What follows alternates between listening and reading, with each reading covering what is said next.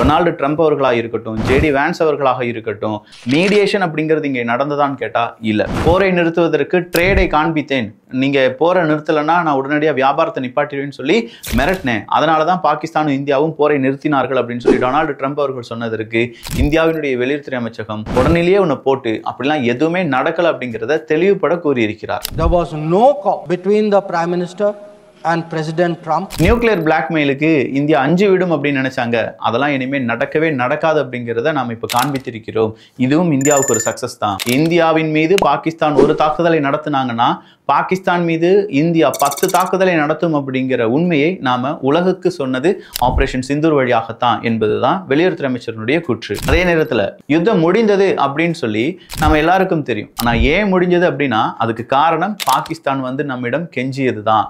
World லெவல்ல பல நாடுகள் இந்தியாவை தனிமைப்படுத்திருச்சுன்னு சொன்னீங்கல்ல, நீங்க என்ன செஞ்சீங்க அப்படின்னு சொல்லி இந்தியாவை பார்த்து கேட்கிறாங்க. குவாட் அமைப்பு இந்தியாவுக்கு ரொம்ப பக்கபலமாக இருந்தது.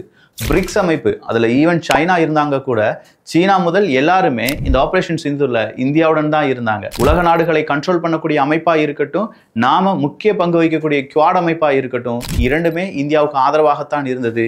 இங்கே பாகிஸ்தானுக்கு ஆதரவாக ஒரு அமைப்பு கூட இல்லை.